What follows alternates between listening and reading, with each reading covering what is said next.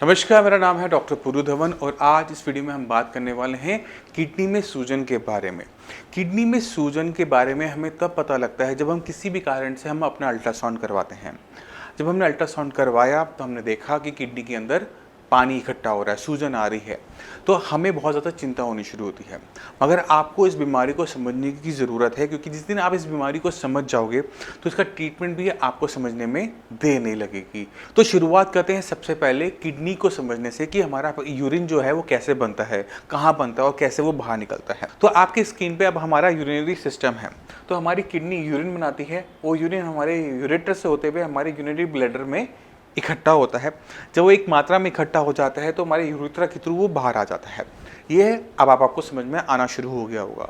अब किडनी में सूजन तब आती है जब पेशाब बन रहा है और मगर वो नीचे की तरफ नहीं जा पा रहा, वो थोड़ा सा रुक रहा है। तो रुकने की वजह से क्या होता है, वो पीछे की तरफ इकट्ठा होना शुरू हो जाता है।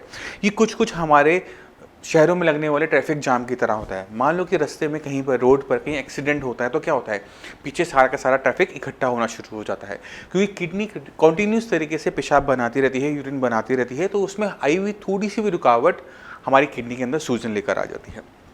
तो मान लो कि यहाँ पर पथरी आ जाएगी, अटक जाएगी, तो क्या होगा, यहाँ पे पथरी की रुकावट की वजह से यूरिन पूरा का पूरा पास आउट नहीं हो पाएगा, कुछ ना कुछ रुकेगा।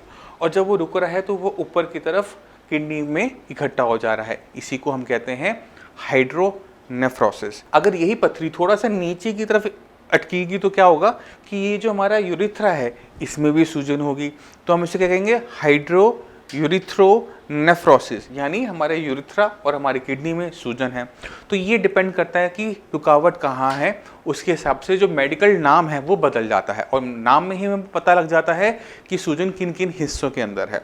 तो ये किडनी में जो सूजन है वो दो तरीके से दिखी जाएगी, या से वो किडनी में अकेले आएगी जिसे हम हाइड्रोनेफ्रोसिस कहेंगे, या फिर वो हमारे यूरेटर के साथ होगी जिसको हम हाइड्रोयूरेट्रोनेफ्रोसिस कहेंगे।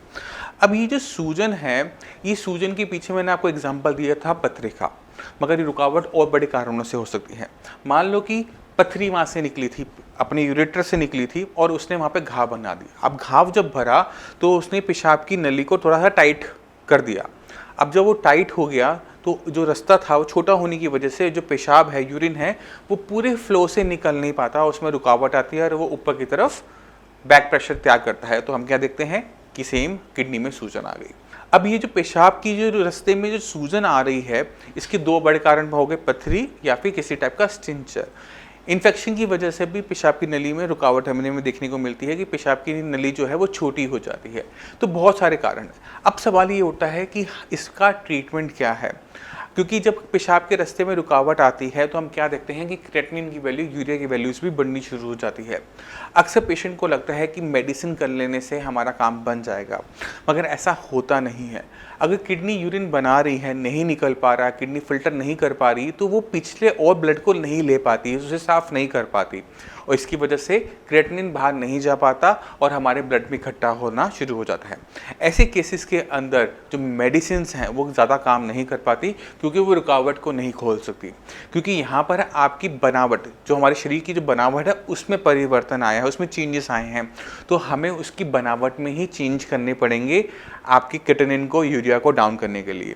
अब आप खुद सोच के देखिए, जो मेडिसिन है वो केमिकली वर्क करती है, तो केमिकली अगर हम वर्क करते हैं तो उसे हम रुकावट को नहीं खोल सकते। हमें रुकावट को खोलने के लिए कोई फिजिकल चेंज वहाँ पे करना पड़ेगा, वहाँ पे स्ट्रक्चरल चेंज करना पड़ेगा और स्ट्रक्चरल चेंज करने के लिए सर्जरीज या फिर फिजिकल इंटरवेंशन ज़रूरत होती है।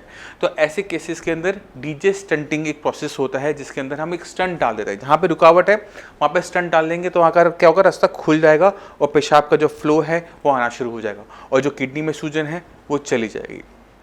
अगर पथरी का साइज़ छोटा है तो हमें दिक्कत नहीं होती, क्योंकि पथरी जो होती है वो 6 mm 7 mm तक की बहुत आराम से पास हो जाती है। उसमें टाइम लगता है, महीना 2 महीना लग सकता है, मगर वो पास हो जाती है। मगर अगर इससे बड़ी किसी टाइप की ब्लॉकेज पथरी की वजह से हो रही है तो स्टोन की जो सर्जरी है वो हेल्पफुल होती है। अगर वहाँ पे स्टोन नहीं है, वहाँ पे स्टंटिंग हेल्पफुल होती है।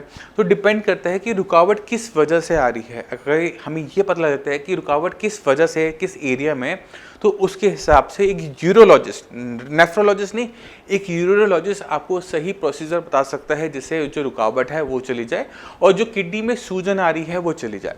किडनी में सूजन जाने के बाद भी अगर क्रिएटिनिन के लेवल, यूरिया के लेवल बढ़े रहते हैं, तब जाकर हमें मेडिकली देखना पड़ता है, क्योंकि अगर ये रुकावट लंबे टाइम तक रहती है तो उसका इम्पैक्ट, बुरा असर हमारी किडनी पर भी पड़ता है।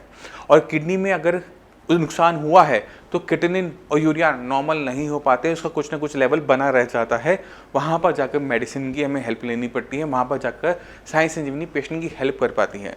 मगर सबसे पहला काम उस रुकावट को दूर करना बहुत ज़्यादा ज़रूरी होता है, क्योंकि जब तक रुकावट बनी हुई है, अगर हम मेडिसिन देंगे भी सही तो भी क्रिएटिनिन के लेवल डाउन नहीं होंगे, वो अप होने शुरू हो जाएंगे। तो आपको अपनी कंडीशन को पहले समझना पड़ता है कि आपको किस टाइप की ट्रीटमेंट की पहले ज़रूरत है। अगर सर्जरी से creatinine level, urea level normal हो जाता है तो किसी टाइप की ट्रीटमेंट की ज़रूरत हमें आगे नहीं पड़ती। मगर अगर सर्जरी करने के बाद भी, डिजीज स्टेंडिंग के बाद भी हम देखते हैं कि यूरिया लेवल, क्रिएटिनिन लेवल बढ़ा हुआ है, तो हाँ, वहाँ पर हम आपकी मदद पूरी की पूरी कर सकते हैं।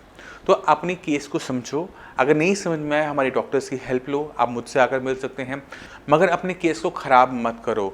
आपका लिया हुआ एक गलत डिसीजन आप ही लोगों को भारी पड़ता है। तो आपको समझने की ज़रूरत है कि आपको किस टाइप की ट्रीटमेंट की पहले ज़रूरत है। अगर रुकावट है तो पहले रुकावट को क्लियर करो, उसके बाद कुछ कमी रह जाए तो हम आपके साथ हैं। तो मैं उम्मीद करता हूँ इस वीडियो से आपको समझ में आ गया होगा कि किडनी में सूजन के क्या क्या कारण होते हैं, क्या लाइन ऑफ ट्रीटमेंट होना चाहिए। अब इसी के साथ आप सभी से मैं चलने की आज्ञा चाहूँगा। मिलते हैं अगली वीडियो में, तब तक के लिए नमस्कार।